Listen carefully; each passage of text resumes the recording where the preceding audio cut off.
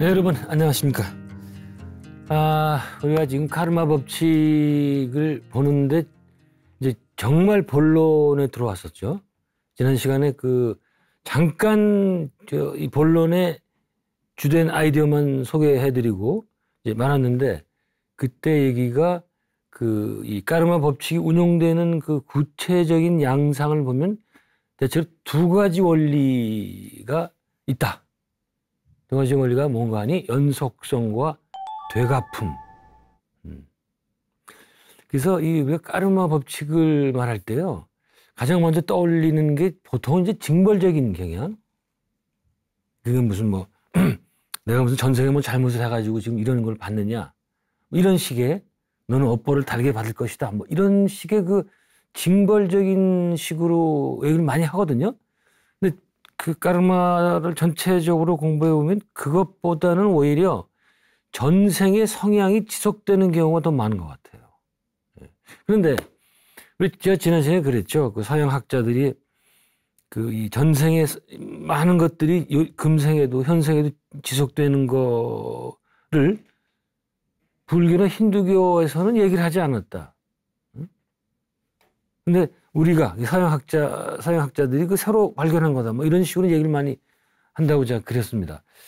그러면서 저는 동시에 이 전생의 성향이 현생에 계속되는 거, 이걸 굳이 카르마 법칙이라고 볼 필요가 있을까라는 생각도 했었어요. 왜 그런가 하니 거기에는 어떤 윤리성 같은 거, 이런 것들이 들어가 있질 않잖아요. 네, 그런 의미에서. 그러나 넓게 볼 때는 그것도 카르마 법칙의 한 전개 양상으로 볼 수 있겠다. 그러나 이제 카르마 법칙이 구체적으로 발동하는 거는 대체로 보니까 착한 일을 했든지 나쁜 일을 했든지, 그래서 어떤 이 우주의 내적인 규범을 어길 때, 이럴 때는 카르마 법칙이 예의 없이 발동합니다. 예. 그래서 근데 그 문제는 나중에 보기로 하고, 이 연속성, 이게 재미난 얘기가 많습니다. 연속적으로 되는 게 예를 들어서 전생에 무슨 기계와 관계되는 일을 했다면 이번 생도 거의 마찬가지다. 이번 생에 직업이 말이죠. 예. 또 전생에 돌을 닦았으면 절에가 닦든지 어디가 닦았든지 이번 생도 비슷하겠다.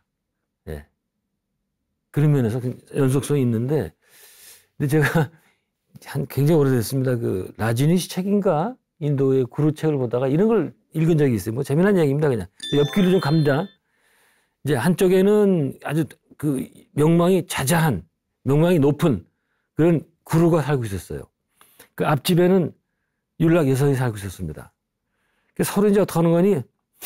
이 구루는 맨날 밑에 있는 율락 여성 집을 보면서 남자가 들어가면 또 왔구나, 가서 무슨 짓을 할까, 맨날 그것만 봤다는 거예요. 근데 반면에 율락 여성은 그 구루를 보면서 우리 선생님이 얼마나 성스러운 분일까, 나도 저렇게 살았으면 좋겠다. 난 몸은 비록 이렇게 살지만 내 마음은, 내 정신은 바로 저 선생님처럼 하겠다, 살겠다, 그렇게 됐는데, 그래서 죽었는데 거꾸로 가는 거예요. 거꾸로. 이 율락 여성은 굉장히 높은 하늘로 가고, 이 힌두교 구루는 밑으로 가고, 그런 이제 얘기가 나와서 한번 소개해드리는데, 그러니까 뭔가 하니 지금 생각하는 거, 이게 그대로 연속된다, 그 얘기 하고요. 그 다음에 내가 지금 무슨 하는 일이 뭐냐, 그것보다 중요한 거는 어떤 생각을 갖고 하느냐. 예. 그런 말씀드리고 싶은데, 근데 제가 케이시 책을 보니까 카르마 연속성에 관해서 얘기를 하는데 아주 구체적이고, 또 카르마가 지속되는 모습이 혀를 내두를 지경이 되는 그런 사례가 있더라고요. 왜냐하면 몇천 년을 거쳐서 어떤 한 영혼의 성향이 지속이 되는 거예요.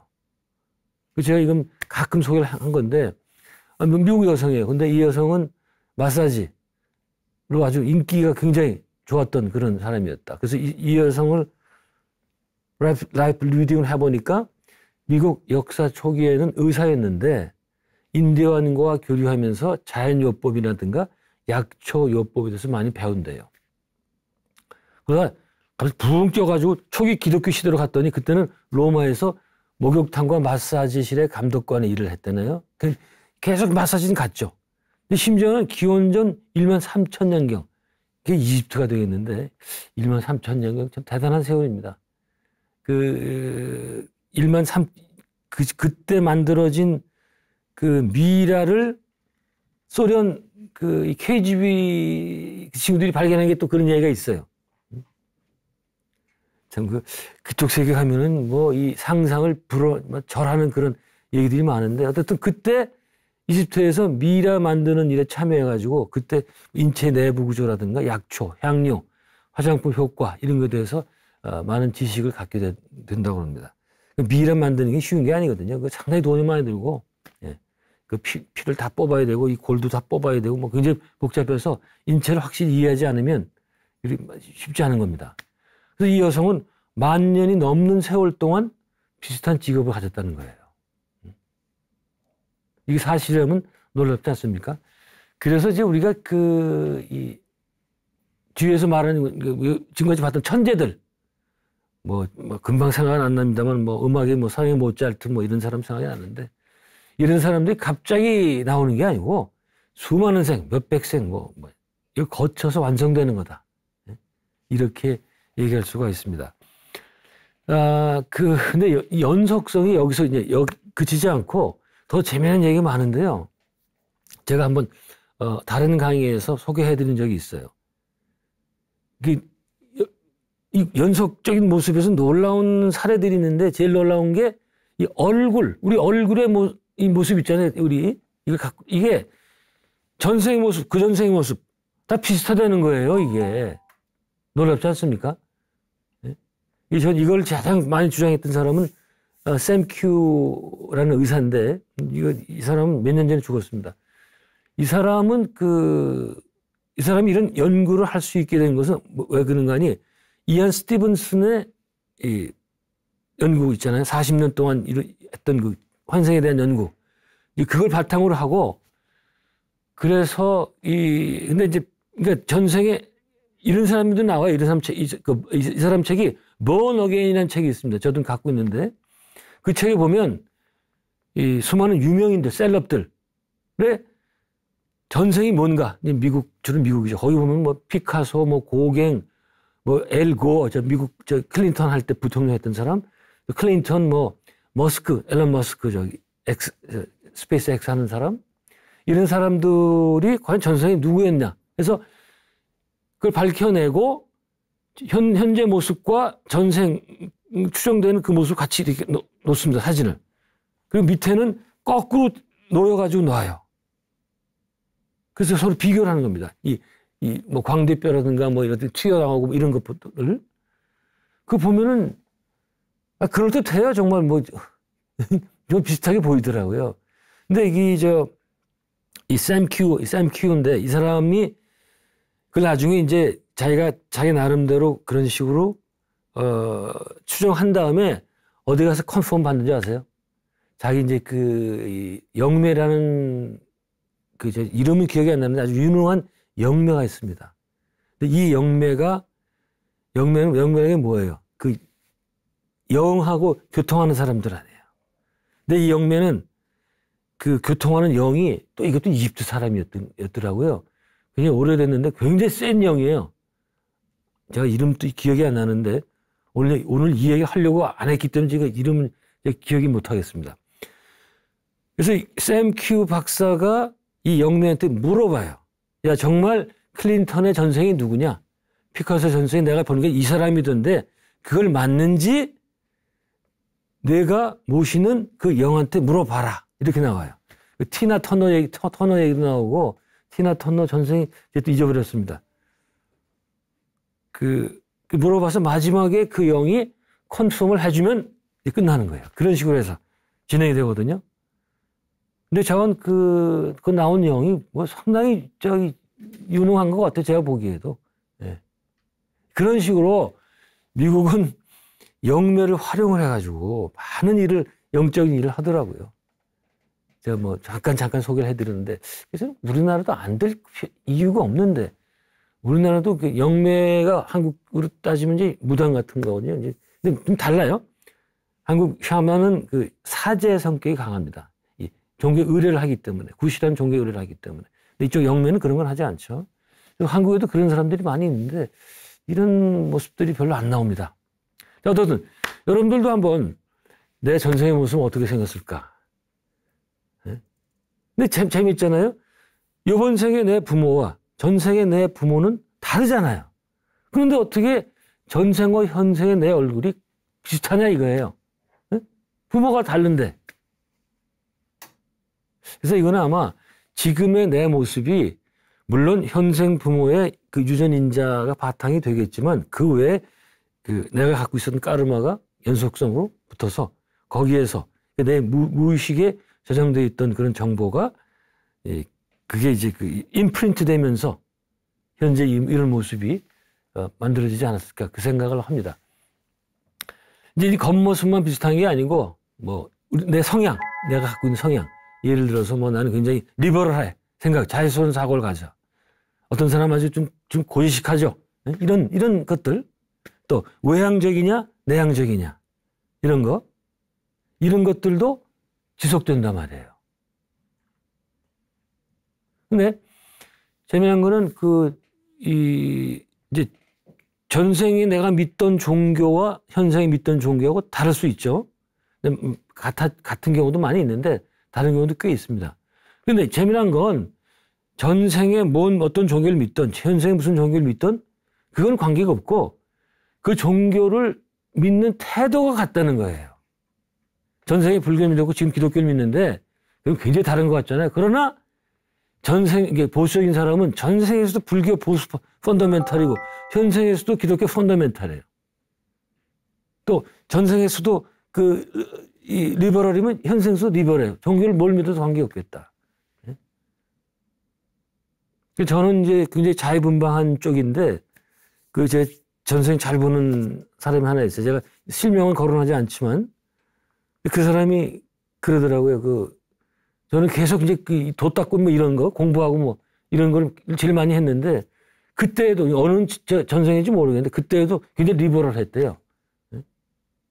이 귀염에 얽매이는 거 이런 거 굉장히 싫어하고 지금도 제가 제일 싫어하는 게 남한테 참견받는 거거든요.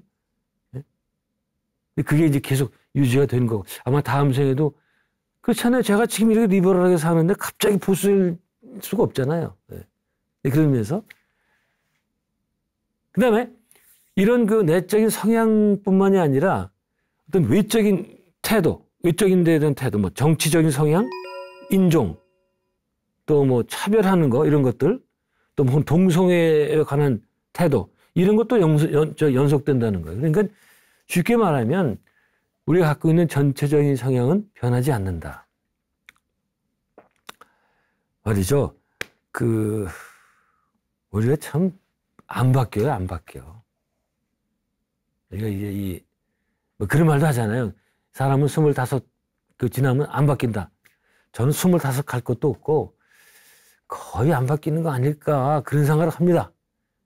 물론 아니다. 우리는 희망이 있고 자유주의가 있기 때문에 바꿀 수 있다 이렇게 얘기를 하는데 크게 봐서는 왜 그런가 말이죠. 이미 전생에서 수많은 까르마를 갖고 왔잖아요. 그러면 그 까르마 안에서 살아야 되는 거 우리 방법이 없어요. 근데 뭘 바꿉니까 바꾸기는. 이게 비관적으로 말씀드리는 게 아니고 이제 그걸 알고 그 안에서 또 바꿀 수 있는 여지가 있긴 있어요. 그것만 바꾸면 되는 거예요. 저도 지금까지 저는 노력을 잘 안 하는데 왜 그러는 건 노력해봐야 바뀌는 게 없더라고요. 그래서 그냥 되는 대로 살자. 네. 그런 주의예요, 그런 주의. 너무 이제 고지식하게 살지 말고 그냥 되는 대로 돌아가는 대로 살자. 왜? 안 바뀌니까. 힘듭니다. 잠깐. 자, 그건 이제 또 말씀드리기로 하고. 직업이 연속되는 거 아까 제가 말씀드렸잖아요. 제가 전생에 기계를 만지던 사람은 현생에도 비슷하다. 그러니까, 근데, 외향은 좀 바뀌어요. 그러나 전체적으로는 같다. 제가 왜 그런 말씀 드리는 거 아니? 이안 스티븐슨의 책에 보면은 거기 황당무계한 예가 많거든요. 그 2차 세계대전 때 영국 그 공군 조종사로 참전했다가 미얀마에서 추락당해서 죽습니다. 그래서 거기서 태어나요. 미얀마인으로. 근데 이 사람이 뭘 하는 거니? 그 생에 태어나서 자동차 수리를 해요.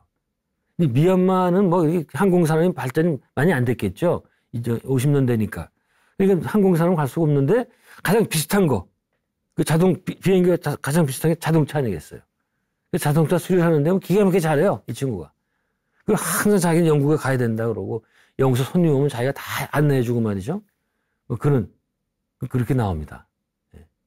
이런 식의 전체적으로 이제 하는 게, 제 경우도 그랬어요. 제가 전생 잘 보는 친구들 이제 옆에 한둘 명이 있는데, 제가 뭐 이집트에서 고이집트인지 뭐 무슨 이집트인지 모르겠는데, 헬리오폴리스라는 데서, 지금도 있더라고요, 그 도시가. 거의, 고왕국에서 사제했었대요. 근데 그 친구는, 저하고 이제 같이 동네에 있었대요, 그때. 이집트에서. 그래서 그 친구는 거기 갔다 왔어요, 헬리오폴리스에. 그래서 어쩌냐 그랬더니 뭐 고향에 온 것 같다고 뭐 그래서 웃긴 소리를 말하라. 그거 괜히 그거 어떻게 하냐 말이죠. 그런데 재미난 거는요. 혼자 하면 재미나서 미안한데 제가 뉴욕에 있는 메트로폴리탄 박물관을 갔었어요. 12년 전에. 이제 서양 박물관은 일단 들어가면은 이집트 거부터 시작을 합니다. 이집트 시작을 해서 그다음에 뭐 히타이트 문명 뭐 이런 거 그다음 메소포타미아 문명 이런 식으로 그리스 문명이 다 쭉 하다가 마지막에 이제 중국을 하고 이제 뒤에 한국은 일본이 붙어 있거든요. 그러니까 인류의 그 발전사가 다 거기 있는 거죠. 근데 이상하게도 이집트에서만 친근감이 느껴지더라고요. 이거 괜히 그러는 거 아닌가 그런 생각도 나는데 히타이트 같은 거 전혀 관심이 없었어요. 메소포타미아 관심이 없었어요. 심지어는 중국 청동기 것도 관심이 없더라고요, 그거. 모르겠어요. 이집트 거는 지금도 TV에서 이집트 다큐가 나오면 반드시 봅니다. 그래서 이게 내가 그때 전 선생 얘기했던 친구 말이 맞나, 뭐 그런 생각도 들고. 또 아까 제가 뭐 전생에도 뭐 돌을 닦았다고 그러는데, 그때 제가 누더기 도사라고 불렸대요. 그러니까 옷은 아무렇게나 입고 다니고 옷 차림에 전혀 신경을 안 쓰니까. 사실 근데 지금도 그래요. 이건 지금 오늘은 방송 나오니까 할 수 없이 이렇게 양복이라도 입고 나오죠. 보통 다닐 때는 양말도 안 신고 그냥 대충 되는 대로 옷 입고 다니고 누가 어디 가면 교수인지도 모릅니다. 그래서. 거렁뱅이가 오는 것처럼 생각을 하고. 네? 그런 것들도 이상하게 그게 맞는다면 이해가 일치하더라고요. 그래서 저는 생각이 저도 다음 생에는 거의 비슷한 관계, 종교적인 쪽으로 계속 일을 하지 않을까. 그래서 저는 꿈은, 내 다음 생의 꿈은 또 공부를 할 수 있는데, 다른 거 하지 않고 공부만 할 수 있는 대로, 이건 환생 소망입니다. 어디 가서 빌어야지 이게 성취가 될지 모르겠는데, 네. 그 다음에 종교도 이제 바뀌는 경우가 없는 건 아닌데, 이제 전생에 믿었던 종교와 현생 종교가 비슷하거나 같을 것이다. 근데 그건 당연하다고 생각되는 게요.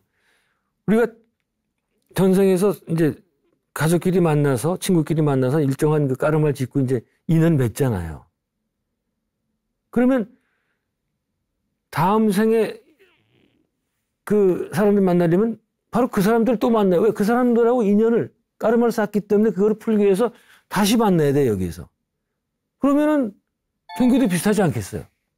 예를 들어서 아랍의 무슬림들이 죽으면은 저승 가서 역시 이 현생에 살던 사람 무슬림도 같이 있을 거 아니에요. 그럼 거기서 이슬람식 예배도 드릴 거고 말이죠. 네. 그 다음에 그 사람들과 또 같은 지역에 환생을 해서 또 이슬람교도 믿을 수도 있고. 그러니까 이 사람들이 갑자기 무슬림으로 살다가 다음 생에 갑자기 태국의 불교도로 태어나지는 않지 않겠냐 말이죠. 예. 그런 얘기입니다.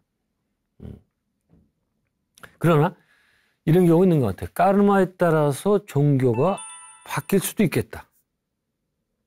예를 들어서 이제 인도를 지배했던 영국, 그때 이제 영국 기독교인인데 현지에서 인도인들을 종교적으로 박해한다. 뭐 저 힌두교 막 미신이라고 그러고 막 성상 파괴하고 이런 식으로. 그럼 다음 생에는 힌두교인으로 태어나서 박해를 받을 수도 있다. 그렇게 되면 종교가 바뀌는 거죠.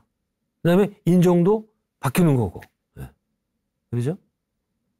근데 바뀌는 것도 보다는 인종이 연속되는 경우가 더 많은 것 같아요. 제가 이안 스티븐슨 책에서 더 극적인 신뢰는 버마의 한 집안인 한 사람인데 2대에 걸쳐서 같은 집안에 태어나더라고요. 이안 스티븐슨 박사 차트를 만들어서 이렇게 화살표를 해요. 여기서 이렇게 태어나고 그다음에 또 이렇게 현생에 태어나고 말이죠. 할아버지 장녀를 태어나고 아버지 장녀를 태어나고 그다음에 자기가 태어나거든요. 이제 이 친구가 어린 친구인데 전생 생각이 나가지고 자기 현생의 할머니를 이모라고 불러요. 좀 복잡하시죠? 자관 이제 그렇게 몇 대도 같이 태어날 수 있겠다. 같은 집안에서. 근데 제가 자꾸 그러죠. 예외적인 경우도 적지 않다. 이 바뀌는 극적인 예. 그러니까 이 인종이 바뀌는 경우. 이것도 이안 스티븐슨 책에 나오는데요.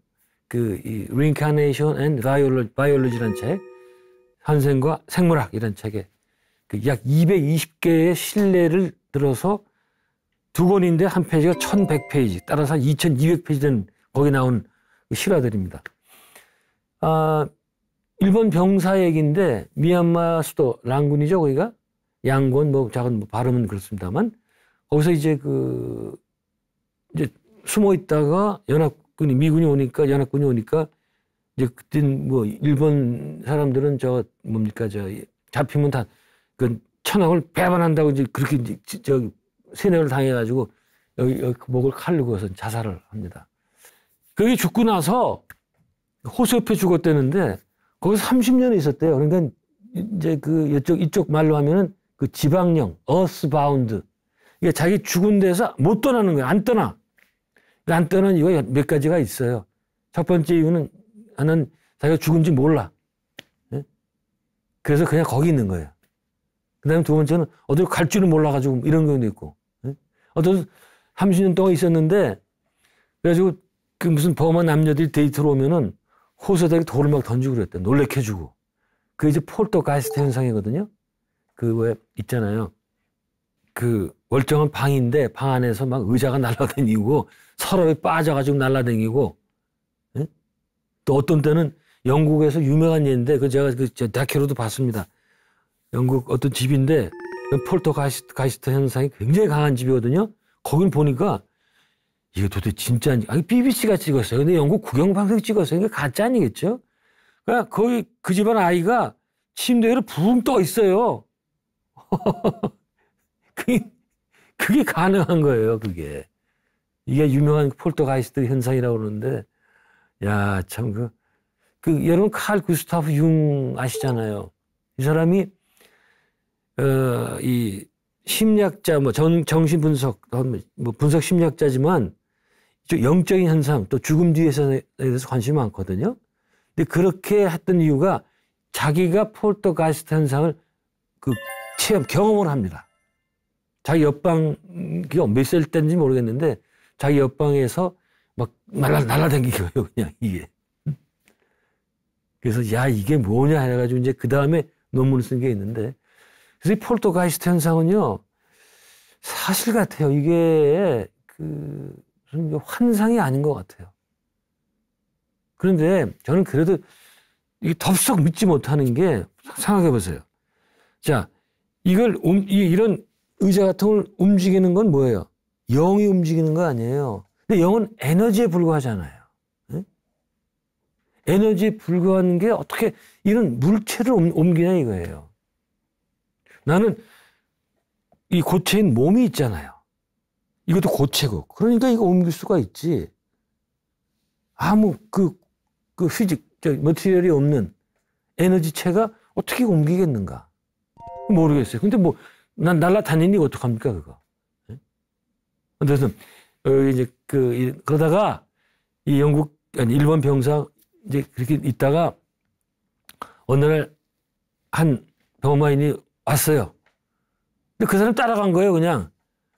그러니까 거기서부터 400m 떨어진 곳에 그 남자 집에 가가지고 그 남자 집에 아들을 태어나요. 근데 이 사람은 어려서부터 1차는 일본 사람이다. 응? 이제 무릎 꿇고 앉기를 좋아하고 회를 먹길 좋아하고 이제 동남아에서 회를 안 먹잖아요. 근데 회 먹기 좋아하고 그다음에 일본에 있는 가족에 대해서 얘기했대요. 일본에 내 가족이 있다. 내 가족은 돈이 많다. 가서 내좀 크면 일본에 가서 돈을 가져오겠다. 뭐 이런 식으로 막 얘기를 했다는 거예요. 근데 뭐 안 가지가 그런 나중에 안 가간 것 같아요. 왜 그런가요? 저런 기억들은 대체로 전생에 대한 기억은 대체로 뭐 한 10살 전후로 하면 거의 없어져요. 이게 이번 생에 적응이 되기 때문에 상관하지 않습니다. 아니, 굳이 기억하면 할 수 있을지 모르겠어요. 근데 굳이 기억 안 하면 사라집니다. 왜 그래요? 당연히 이번 생은 이번 생에 충실히 살아야죠. 네? 그런데 이 경우에 말이죠. 이 친구가 일본 병사가 왜 일본에 가서 환생을 하지 않았는지 자기 일본에 가족도 있고 그때 자기가 영혼의 상태로 가서 전생에 자기 일본 엄마도 만나게 되고 뭐 그런 얘기를 했거든요. 근데 왜 안 갔을까? 아까 그 영국 병사도 조종사도 마찬가지고 말이죠. 왜 여기서 태어났을까? 그건 모르겠어요. 근데 스티븐슨이 뭐 그런 얘기를 안 해요. 몰라서 안 하나? 네? 근데 학자이기 때문에 그런 건 잘 모릅니다. 그런 거. 그래서 저는 그런 신뢰를 보면서 우리가 이번 생에 내려올 때 어떤 이제 생을 디자인할 때 반드시 전생의 영향만 받는 것은 아니겠다. 여기서 새로운 인연도 만들 수 있겠다. 지금 조금 얘기했던 일본인 병사 보세요. 뭔 인연이 있어요, 여기죠. 버마에, 미얀마에. 근데 여기서 부모와 자식의 그 인연을 만들잖아요. 이러면서 새로운 그 인연을 만드는 거 아니겠는가. 그런 생각을 하게 됩니다. 또, 이런 얘기하면서 생각드는 기억나는 게, 상기되는 게, 입양인들 문제예요. 입양하라는 말 안 썼으면 좋겠는데, 아니, 입양된 사람들은 뭐, 나이가 아무리 먹어도 아이입니까? 맨날 입양아, 그러게. 입양인. 이렇게 얘기하는 게 맞겠죠. 자, 입양인 경우에, 저는 그 입양인 경우를 보면은, 까르마는, 그러니까 자기 그러니까 낳아준 친부모하고는 까르마적인 관계가 거의 없는 거예요. 특히 아버지하고는 거의 관계가 없어요. 왜? 아버지는 한 일이 없잖아요. 이 아이를 만드는데. 그죠? 딱 잠깐 그냥 하고 그냥 끝난 거 아닙니까? 어머니는 그래도 뱃속에 10달 동안 있고 있었으니까 이제 어느 정도 인연이 있는데. 그러나 실제적인 까르믹적인 인연은 입양으로 간 부모와 그게 진짜 인연이란 말이죠. 따라서 생부모는 그다지 의미가 없겠다. 그리고 특히 부친은 거의 의미가 없죠. 그래서 입양인들이 한국에 왔을 때도 어머니를 찾지만 아버지 찾는 얘기 제가 못 들어온 것 같아요. 그래서 저는 이 사람 관계를 볼 때 이 블러드 라인, 혈통 이건 중요한 게 아니고 까르빅 라인이 중요한 거다 말이죠. 아무리 혈통이 가까워도 까르마가 안 맞으면 꽝이에요, 꽝. 그래서 저는 이 점에서 공자를 좀 비판하는데 좀 옆길로 갑니다. 이 공자는 가족 관계를 천륜이라고 해서 절대로 바꿀 수 없다고 얘기하거든요. 특히 이 부모와 자식 간의 관계, 특히 아버지와 아들 간의 관계. 이거는 천륜이에요. 하늘이 내려준, 못 바꿔요. 근데 이 주장은 이번 생 하나만 봤기 때문에 나온 거 아닌가. 사실 공자는 이 사후생 이런 데서 관심이 없었으니까. 그래서 이 유교는 문제가 가부장제. 이 부모를 너무 하늘처럼 본 거. 제가 왜 그런 말씀 드리는 거니? 부모와 자식 간의 관계, 아버지와 아들 간의 관계는 이번 생에 하나의 관계인 거지 그게 무슨 절대적인 관계가 될 수는 없겠단 말이죠. 어떤 까르마가 될지 모르는 거예요. 근데 공자는 무조건 다 무시하고 이 아버지한테 특히 아버지한테 너무 절대적인 권한을 많이 줬어요. 여러분 이거 아세요? 아는데 잘 모르는 겁니다. 이 부모에게만 유교에서는 친이란 말을 친이란 그 단어를 씁니다. 친. 양친 부친할 때. 예? 자, 이 친은 뭔가 하니 유교에서는 사랑을 등급으로 나누거든요. 등급. 맹자의 진심편에 보면 정확히 나옵니다. 가장 훌륭한 사랑은 친이에요. 친. 그건 뭔가 하니 부모님 그 친이라고 그러는데 부모님을 친하게 여기고 이 친이 친구 뭐 이게 친한 게 아니고 모든 걸 다 바쳐서 모시는 그런 친이에요. 가장 높은 수준의 사랑. 우리는 부모님을 위해서 목숨 바쳐야죠. 또 부모님 왼수는 반드시 갚아야 됩니다. 불교 기독교에서는 그것도 갚으면 안 되죠. 네? 무조건적인 사랑 용서이기 때문에. 근데 유교에서는 안 돼요. 부모 죽인 왼수는 반드시 갚아야 그 효입니다. 그게. 네? 그때 참 부모님에 대한 사랑 공경이 친이에요. 친. 그 다음이 인이에요. 인. 인민, 백성을 사랑한다. 그 유교에서 굉장히 제일 중요한 게 인이 아니에요. 근데 인도 친에는 밀리는 겁니다. 민. 그 다음에 세 번째가 물. 사랑인데 사랑했자. 물질은 이 애자를 사용하는 겁니다. 여기 유교는 친, 인, 애라는 등급의 사랑이 있어요. 이 기독교나 불교나 기독교에는 이런 등급이 없습니다. 그러니까 제가 말씀드린 대로 까르마 이론에 따라서 계속 역할이 바뀌어서 태어나는데 굳이 지금 이게 그냥 꼭 이게 절대적인 관계다. 응?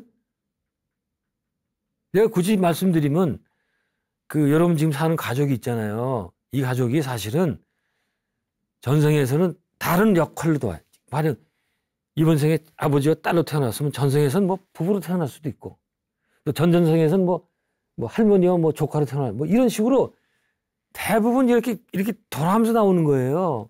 네? 바뀌지 않는 게 없는 거예요. 물론 새로운 인이 들어올 수도 있지만. 그래서 이 동네에서 많이 하는 말이 있어요. 이제 미국 책에 많이 나옵니다. 그 엄마가 아기 이 기저귀를 갈아주면은 이야기가 저 전생에서 내가 엄마 기저귀 갈아줬는데 이제 그런 얘기 하는 거예요. 그래서 너 무슨 소리냐? 그랬더니 아니 내가 전생에서는 당신 아버지였다 이런 거예요. 그래서 이제 그 엄마가 이제 얘가 어린애가 뭐 거짓말 할 것 같지는 않고 한번 이제 시험을 한 거예요. 실험을. 어떻게? 이 자기 아버지, 그러니까 애한테 할아버지죠. 그 할아버지와 다른 사람이 있는 사진을 보여주고 야, 선생님 누구지 찾아봐. 딱 집더래. 이게 나였단 말이야. 응?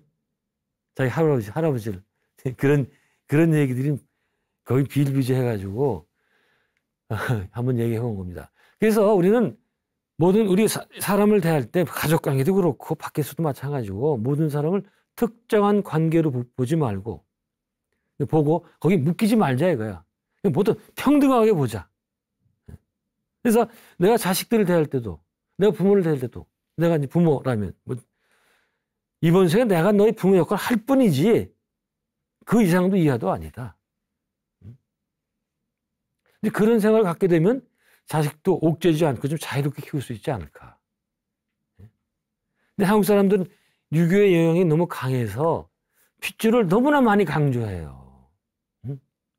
아이고 내 새끼 우리 강부자 씨가 맨날 그 얘기 아이고 내 새끼 그래가지고 세상에 할머니들이 이제는 지금은 안 그러겠죠. 할머니들이 자기 손자한테 밥 먹일 때 자기가 이렇게 먹고서는 그다음에 그거 갖다 주고 그러잖아요. 아이고 내 새끼 이 피 혈통이 너무 중요시해가지고 지금 아직도 한국 그 가부장주의 때문에 많은 그 피해가 있습니다. 예? 이제 그 한국 드라마에 그 출생의 비밀 해가지고 많이 나오잖아요. 제가 옛날 드라마인데 에덴의 동쪽인가 한번 아니 뭐 그거 말고도 많이 있었어요. 에덴의 동쪽의 그 드라마를 보면은 주인공이 철천지 원수가 있어요. 어떤 남자인데 아버지 버릇된 남자야. 근데 어쩌다 봤더니 이게 친아버지야 이게. 응? 어렸을 때 이렇게 뭐 자가 기차를 바꿔 탄다지 뭐 이래가지고 잘못 바뀌었어요 아들이. 그다음에 어떻게 된다? 원수였던 거 다 잊어버리고 그 아버지한테 붙어요. 응? 참나 그거 이렇게 뭡니까 이 혈연 중시하는 게 다 유교에 나와요. 유교는 높은 가르침이 많은데 사회 정의고 뭐고 효합했으면 다 같아요. 다 무력화돼요. 응? 예를 들어서 여러분들 어느 날 일어났더니 아버지가 이 와이셔츠를 입고 나오는데 피가 묻어 있고 뭐 이래. 또 칼이 아버지가 어디 봤더니 아버지가 칼을 숨겨놨는데 거기 피가 묻어 있어. 봤더니 분명히 아버지가 저걸 한 거야. 누굴 죽이고 왔어요. 이럴 때 신고합니까? 절대로 신고 안 해요, 우리는. 아버지 얘기는. 친족에 대해서 사연 같으면 달라요. 신고합니다. 이게 어디서 보면 나오는 거 아니? 맹자의 그 진심편 아까 말씀드렸죠? 거기에 이제 정확히 나옵니다. 이런 얘기를 물어보죠. 그 맹자 보고 어떤 사람이 손임금이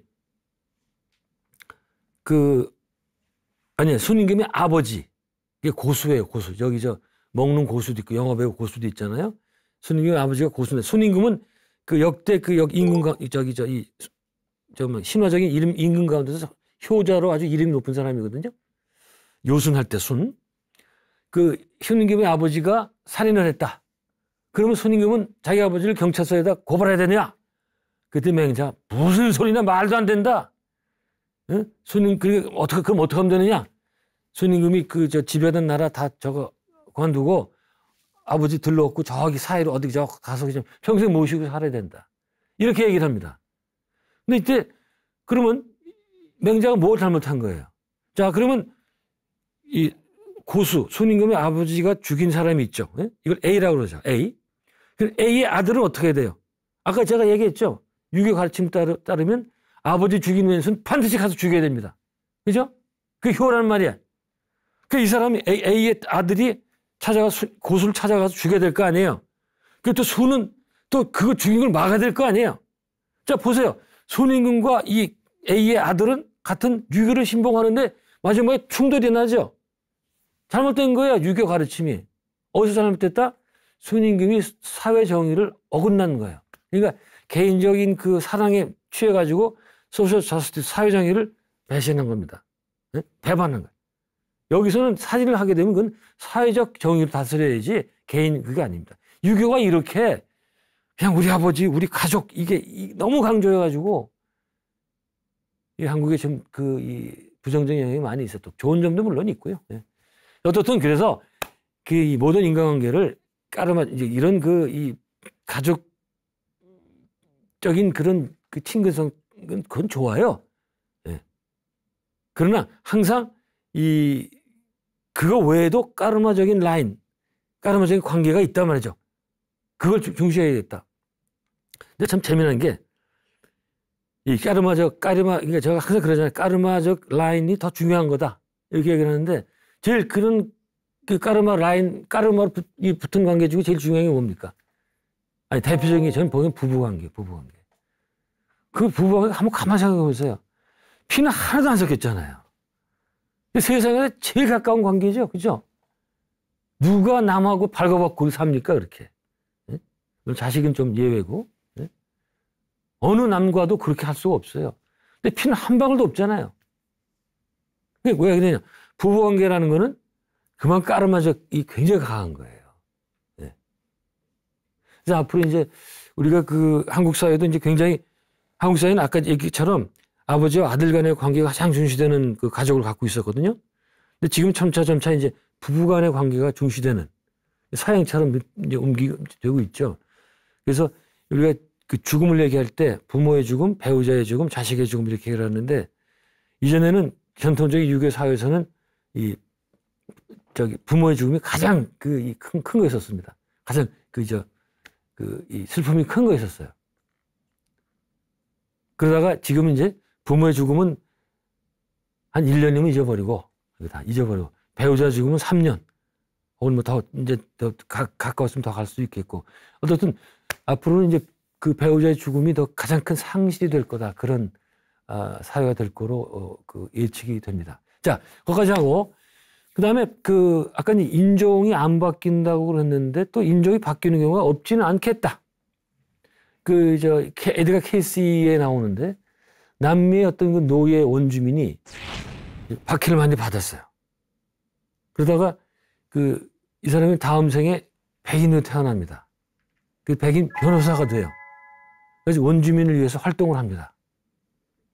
근데 만일 그 전생에 이 박해를 받던 원주민이 내가 이렇게 박해를 받지만 내가 반드시 복수하겠다. 저 백인들 다 죽여버리겠다. 뭐 이런 식으로 복수하겠다는 마음을 가지면은 이렇게 좋은 데로 못 태어나요. 근데 이 사람은 아마 내 생에 내가 좋은 데 태어나서 우리 형제 자매인 이 원주민들 위해서 봉사를 해야 되겠다. 아마 그런 생각을 한 모양이에요.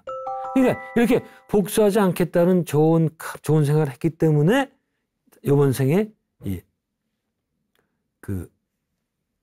좋은 신분으로 태어나서 변호사 돼가지고 또 자기 전생의 동족들을 위해 봉사를 하잖아요. 이렇게 되면은 이게 계속 좋은 까르마를 쌓는 거예요. 복수를 안 했기 때문에 좋은 까르마를 쌓죠. 그렇죠? 그 다음에 이번 생에는 또 자기 동족들 위해서 이 봉사를 하기 때문에 또 쌓죠. 이런 식으로 까르마 법칙을 잘 알면 계속 그 성장, 올라갈 수 있는 겁니다. 예. 인종이 바뀌는 거에서 제가 옛날에 한번 예를 들은 적이 있죠. 캐롤 바우만이라는 미국 주부가 자기 아들이 이제 백인인데 전생 봤더니 흑인 병사였다. 이번 생에 백인으로 태어났는데 또 그 책에도 그게 안 나와요. 왜 남북전쟁 때 흑인 병사가 이번 생에 백인으로 태어났는지 이런 얘기는 별로 안 나옵니다. 왜 그렇게 태어났는지 뭐 몰라서 하는 얘기는 아니겠죠. 근데 성별 문제인데 성별은 제가 처음에는 계속 바뀌어서 태어난 줄 알았어요. 브라이언 와이스의 환자 있잖아요. 캐서린 경우에 한 70 몇 번의 전생을 보면은 계속 여자 남자는 많이 바뀌더라고요. 여자 노예였다가 남자 군인이었다가 뭐 이런 게 바뀌는데 또 한번 전생에 게이였던 스리랑카 두 남자가 있었는데 억울하게 죽거든요. 막 맞아가지고 죽고 막 이래요. 이번 생에는 쌍둥이 자매로 태어나더라고요. 이런 것들이 바꿔 태어난 이유가 남녀의 경험이 너무 다르기 때문에 계속해서 이제 성을 바꿔가면서 배우기 위해서 그런 거 아닌가라는 생각을 했었습니다. 남녀가 얼마나 다른가 이 문제는 재미난 예가 많이 있죠. 몇 년 전에 꽤 됐어요. 이 책이 있었죠. 화성에서 온 남자, 뭐 금성에서 온 여자. 다른 데서 와가지고 너무 서로 이해를 못하는 거예요. 남자 여자는 서로 이해할 수가 없단 말이죠. 예? 저는 뭐 동의합니다. 그다음에 제가 사회학 책에서 본 건데 이 제목이 The Longest War, 그러니까 가장 긴 전쟁이다. 그런 제목인데 뭔가 남자와 여자의 전쟁이에요. 이 표지가 이렇게 되어 있습니다. 산 골짜기 여기 큰 골짜기가 있어요. 이게 바로 거기에 남녀가 서 있어요. 아주 가깝게. 응? 이 남녀가 이렇게 가까운데 그 사이에는 깊이를 할 수 없는 골짜기가 있다 이거예요. 서로 이해를 못해요 이게. 전 이게 동의해요. 참 서로 모르요. 그래서 바로 이제 이 성을 바꿔서 성별을 바꿔서 태어난다. 뭐 다 여자들은 다 똑같아. 남자는 다 똑같아요. 이런 얘기하는 게 다 몰라서 그래요. 그런데 그렇게 성별은 바뀌지만 어떻게 남자가 여자로 바뀌든 어떻게 되든 전반적인 성향은 바뀌지 않겠다. 그런 얘기입니다. 이게 참 연속되는 얘기가 많은데 오늘 뭐 시간이 뭐 다 돼가지고 여기서 끝내야겠습니다. 지금 이제 앞으로 뭐 직업도 연속적이게 되고 사실 그렇거든요. 직업이라는 것도 이번 생에 가장 행복하게 사는 일이 뭐냐? 아주 간단해요. 천직, 내가 해야 될 일을 찾으면 행복한 거예요. 일단 내가 하기 싫은 일, 저는 그렇게 생각하거든요. 누구든지 어떤 한 일에는 천재적인 그런 기능을 갖고 있단 말이죠. 그래서 그 일을 반드시 찾아야 된다. 내가 행복해져야 된다. 이게 참 중요한 얘기인데 이게 또 얘기가 많아서 이건 다음 시간으로 넘기겠습니다. 네, 오늘 여기까지입니다. 고맙습니다.